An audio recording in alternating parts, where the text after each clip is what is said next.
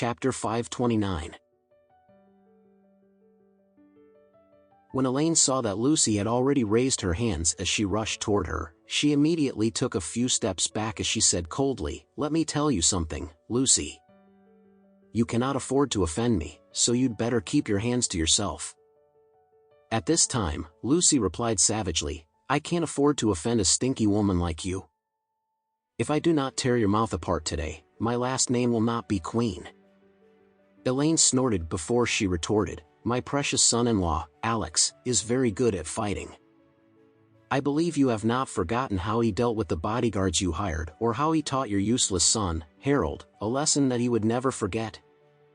Believe it or not, if you try and provoke me today, I will just call Alex right now. I will ask him to come here and teach both of you a lesson immediately." Lucy shuddered as soon as she heard Elaine's words. She became very frustrated and felt as though all the anger and hatred she was feeling was already dissipating. To be honest, Alex had truly left a very strong psychological shadow on her. She could not figure out why a pathetic piece of trash like Alex, who was always bullied and insulted, could actually be so good at fighting. He was really insane and uncontrollable when he was beating people up. Michael was also very afraid of Alex. After all, he had personally witnessed what Alex could do with his own 2 eyes, and he had almost peed out of fear the last time. When Elaine saw that both of them were silent as they were too afraid to say anything anymore, she knew that they were both afraid of Alex. Therefore, she sneered before she said, "Oh, I sympathize with both of you actually. The Richard family is going down, and both Harold and Olivia are still single.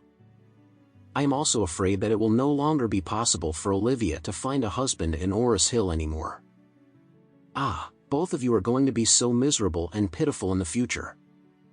After that, Elaine continued speaking with a serious expression on her face.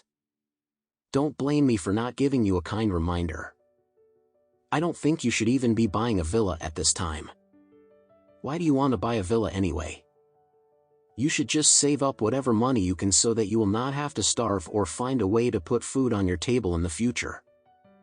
You should just buy a cheap and small house in the suburbs and use your remaining money to start a small business instead."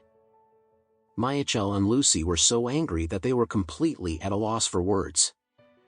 Elaine continued, "Oh, right. I think that both of you should open a mahjong hall.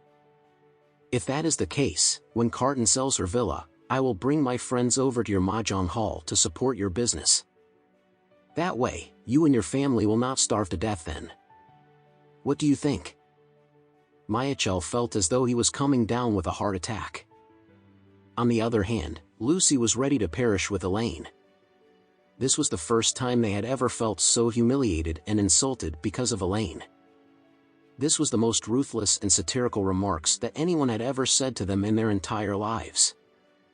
What was even more hateful was the fact that they could not retaliate at all. How could they possibly retort her words? Their food, clothes, house, daughter, son-in-law. Everything was inferior to that stinky woman, Elaine. As they thought about it, Michael and his wife felt even more frustrated. They felt so ashamed and angry that they wanted to dig a hole so that they could hide immediately. Elaine was very satisfied at this time that she could even sing out loud. She really could not remember the last time she had felt so happy. She had finally avenged all of the hatred and dissatisfaction she had felt in the past. When Michael realized that he would not be able to regain his face today, he simply said coldly, "Elaine, you will pay for your arrogance today sooner or later." Elaine nodded as she sighed and said, "Yes, big brother. I really think that I will have to pay the price for my actions soon. I will have to move into the luxurious villa at Beacon Top next month. I am afraid that I will be lost every day because the villa is so big. How could I be able to live comfortably in the villa? The villa is so huge, I am afraid that I will feel very uncomfortable then." After that, Elaine sighed before she said, When we move into the villa at Beacon Top, we will be on a completely different level and status compared to you, big brother. We might not be able to see you so often in the future. Brother and sister-in-law, it seems as though you were right. There's a price that I will have to pay for my arrogance today. Michael felt as though he was going to explode in anger. In order to preserve his own life, he gritted his teeth before he stomped his feet and cursed, "Damn it. We are not going to buy this villa anymore. Let's go."